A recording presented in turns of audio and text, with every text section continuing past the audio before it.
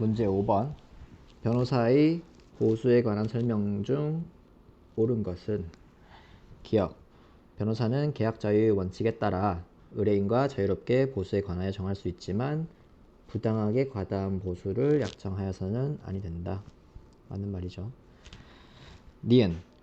변호사 갑은 의뢰인 A로부터 B에 대한 대여금 청구 사건에 관하여 보수로 1,000만 원을 지급받기로 하는 위임 계약을 체결했는데 변호사 갑은 의뢰인 A가 있고 B에 대한 대여금 청구 사건이네요. 위 대여금 청구 채권을 보전하기 위하여 B의 C에 대한 예금 채권을 가압류하는 과정에서 법원으로부터 현금 1,000만 원의 담보 제공 명령을 받게 되자 담보 제공 명령 A로부터 송금받아 이를 공탁하였다. 그 후 대여금 청구 사건에 관하여 승소 판결을 선고받았지만 A가 보수의 지급을 미루는 경우 갑은 A로부터 위임받아 법원 공탁소로부터 위 공탁금을 수령한 후에 A에 대한 보수 청구권과 상기할 수 있다. 문제가 굉장히 길죠. 그리고 이제 처음 공부하시는 분들 입장에서는 용어 자체가 생소한 부분이 많을 텐데 사실 결론 자체는 이제 법조윤리만 생각했을 때는 여러분들이 맞추는 게 어렵지는 않을 거예요. 왜냐면은 그 조문을 보시면 의뢰인한테 반환할 공탁금 등을 미수령 채권과 상기할 수 있다. 이런 조문이 있기 때문에 마지막 부분 공탁금을 수령한 후 상기할 수 있다. 사실 요 내용을 전혀 몰라도 요것만 읽고 OX 판단은 가능하겠죠. 그렇기 때문에 일단 결론 자체는 O라고 이제 해두시고 그럼 이게 도대체 무슨 말이냐를 조금 생각해 보셔야 되는데 한번 봅시다. 의뢰인 A가 있네요. 의뢰인 A가 있는데 이분이 지금 B에 대해서 대여금 채권이 있다고 지금 주장하는 거예요. 실제로 있는지는 모르겠지만 그래서 대여금 채권이 있다. 그리고 이걸 받아달라고 이제 변호사 갑에게 의뢰를 한 거죠. 위임 했는데 이제 이 보수가 1,000만 원 정도 되는 거고 사실 이 위임 약정을 체결했을 때 왜 이 보수를 착수금을 안 받고 시작했는지 모르겠지만 뭐 아마 성공 보수로 받으려고 했던 것 같아요. 그래야 또 수임을 할 수가 있으니까. 왜냐면은 지금 여기는 안 나와 있는데 아마 대여금 채권이 그렇게 크진 않았나 봐요. 그러니까 이 보수 1,000만 원 자체를 주는 걸 의뢰인이 아까워했겠죠. 아무튼 그게 중요한 건 아니고 그러면은 이게 지금 결국 이제 변호사 입장에서는 이제 의뢰인의 부탁을 받아가지고 B를 상대로 이제 소장을 작성을 해야 되는 것인데 그럼 실제 이제 본안으로 가기 전에 어떤 것들을 많이 하냐면 일종의 보전 처분이라고 해서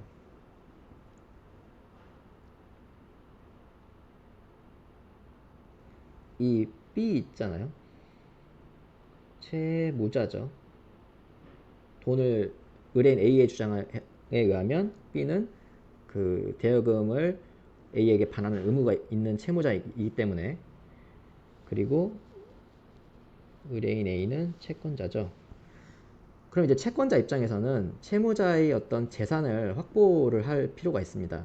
그렇기 때문에 채무자가 가지고 있는 재산을 다른 곳으로 빼돌리지 못하게 막으려고 하는 것인데 그러기 위해서 보전 처분을 많이 하게 되는데 그 보전 처분 중 이제 대표적인 게 가압류가 있고 그리고 가처분이 있는데 여러분들이 이제 민사를 계속 공부하다 보면 자연스럽게 배우게 되실 거고 계속 듣게 되지만 이번 기회에 또 한번 들어보세요. 그럼 이 둘이 차이가 어떻게 되냐라고 하면 내가 보존하고자 하는 그 권리 여기서는 이제 대여금 채권이겠죠. 요걸 이제 피보전 권리라고 해요. 다른 말로 하면 내가 보전하고자 하는 권리.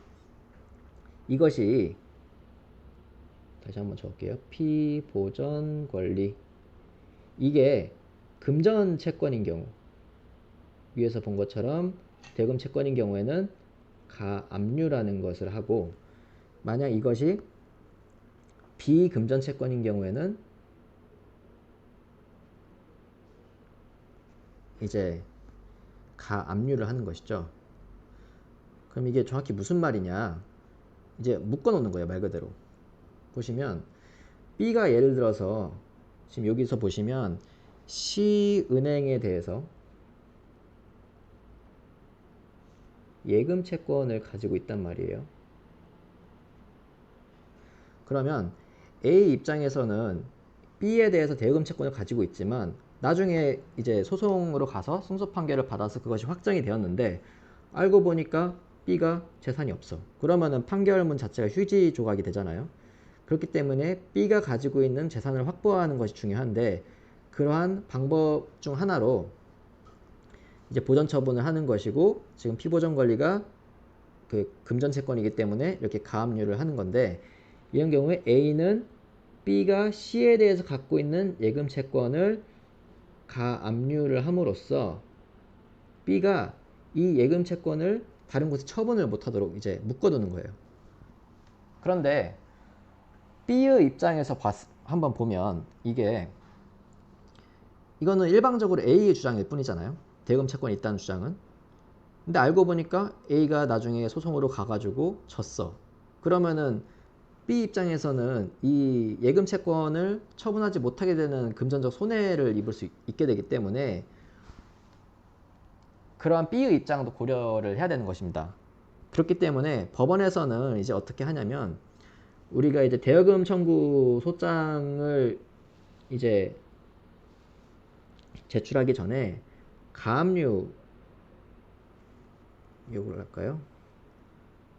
순서가 어떻게 되냐면 보통 가압류 신청을 하고 이제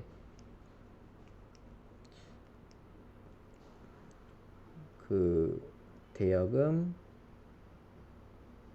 청구 소장 요 순서로 가는데, 요 가압류 신청을 이렇게 하게 되면 법원에서 담보 제공 명령이라는 걸 해요. 담보 제공 명령. 이게 뭐냐면 가압류 신청할 때 이제 어떤 것을 첨부를 하게 되냐면, 의뢰인 A 입장에서는 뭐 차용증 같은 걸 제출하겠죠. 근데 그 차용증이 뭐 내가 B한테 돈을 빌려줬다, 뭐 이런 취지가 적힌 차용증을 제출하겠죠. 법원에서는 이런 A의 소명만 보고 판단을 하는 거예요. 실제로 대금 채권 이게 있는지는 몰라. 하지만 일단 있다고 인정을 하고 요 채무자 B의 재산을 동결하는 것이기 때문에 경우에 따라서는 채무자가 아무런 의무 없이 손해를 입게 될 우려가 있고, 만약에 이 가압류가 나중에 잘못된 것으로 밝혀진 경우에 이 B로 하여금 쉽게 그 손해를 회복할 수 있도록 도와주기 위해서 의뢰인 A로 하여금 너가 그러면은 그 B가 입을 수 있는 손해에 대해서 담보를 제공을 해라 라고 이제 명령을 하는 겁니다. 당연히 그렇기 때문에 이 비용은 A가 이제 부담을 해야 되는 것이죠. 그래서 담보 제공 명령을 받게 되면 이제 보통은 이제 법원을 통해서 이제 공탁을 하는 거죠. A의 돈을. 그리고 나서 이제 소장을 보통 이제 같이 접수하는데, 뭐 굳이 순서를 나눈다면 신청을 먼저 하고 나중에 소장을 접수하겠죠. 소장을 제출한 다음에 이제 결과적으로 뭐 3번 승소했어요. 한 다음에 이제 확정되면 의뢰인 A가 어쨌든 이겼으니까 위임계약에 따라서 변호사한테 보수를 줘야 될 거 아니에요. 보수 요 1,000만 원을. 근데 이제 안 주고 있으면 이 공탁된 1,000만 원을 변호사 갑이 가져와 가지고 상기할 수 있다. 상계가 뭐냐면 간단하게 생각하시면 돼요. 나중에 또 상계 파트 가면 배우시겠지만 퉁친다 이렇게 생각하시면 됩니다. 아무튼 상계할 수 있다. 이렇게 이해를 하고 넘어가시면 되겠습니다. 그래서 이 절차를 뭐 법조윤리를 떠나서 조금 알아두셨으면 좋겠고 앞으로도 계속 나오게 될 쟁점입니다. 디귿 보시면 민사사건의 소송대리를 업무를 위임받은 변호사가 소제기 전에 상대방에게 채무 이행을 최고하고 형사고소를 제기하는 등의 사무 처리를 함으로써 의뢰인과 상대방 사이에 재판 외 화해가 성립되어 결과적으로 소를 제기할 필요가 없게 된 경우 의뢰인과 변호사 사이의 소제기에 의하지 아니한 사무 처리에 관하여 명시적인 보수 약정을 한 바 없다면 의뢰인은 변호사에게 보수를 지급할 필요가 없다. 이거는 틀린 말이죠. 색깔을 바꿔서. 왜냐하면 명시적인 이제 우리 판례 입장을 보면 명시적인 보수 약정을 한 바 없더라도 어쨌든 이 과정에서 변호사가 사무 처리에 들인 노력이 있잖아요. 노력. 요 부분에 해당하는 보수는 지급을 해야 한다는 거죠. 그렇기 때문에 그건 틀린 지문이고 리을 보시면 항소심 사건의 소송 대리인인 변호사는 항소심 변호사네요. 항소심 판결이 송달되어 위임 사무가 종료되면 그에 따른 보수를 청구할 수 있고 그 후 항소심 판결이 상고심에서 파기되어서 사건이 환송되더라도 환송 후 사건은 위임 사무의 범위에 포함되지 않으므로 위 보수 청구와는 무관하다. 일단 결론부터 보면 포함되고 보수 청구와 무관한 게 아닙니다. 왜냐하면 이것도 한번 볼까요? 이제 형사를 이제 1심, 2심, 3심으로 이제 본다면 맨 밑이 이제 1심이 있고 그리고 여러분들이 아는 1심에서 이제 끝나서 상소를 하면 항소심으로 가고 다시 상소를 하면 상고심으로 가죠. 그럼 이 상황에서 변호사가 이제 항소심을 맡았단 말이에요.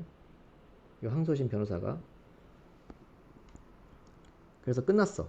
그럼 이제 상고심으로 일단은 상소를 했다는 전제하에 가면 이 사건이 상고심으로 갔다가 여기서 끝나면 상관이 없는데 상고심에서 이거 항소심에서 잘못 판단한 것 같으니까 한번 다시 판단해봐라 라고 이렇게 파기를 하거든요. 파기하는 경우가 있습니다. 그러면 이걸 이제 파기 환송이라는 표현을 쓰는데 이 경우에 처음에 항소심 변호사가 갖고 있었던 요 대리권이 파기 환송됨에 따라서 다시 여기서 부활한다는 것이 우리 판례 입장입니다. 여러분들이 1학년 2학기 때 이제 민사소송법 배우시면 아마 또 구체적으로 배우실 텐데 아무튼 판례 입장 그렇기 때문에 결과적으로 이제 소송 대리권이 부활하기 때문에 환송 후 사건이 소송 사무 그러니까 요 환송 후 사건의 소송 사무까지 처리해야만 위임 사무 종류에 따른 보수를 청구할 수가 있습니다. 그렇기 때문에 위임 사무의 범위에 포함된다고 보셔야 합니다. 그래서 문제가 뭐였죠? 옳은 것은 모두 고르시오. 그래서 기억, 니은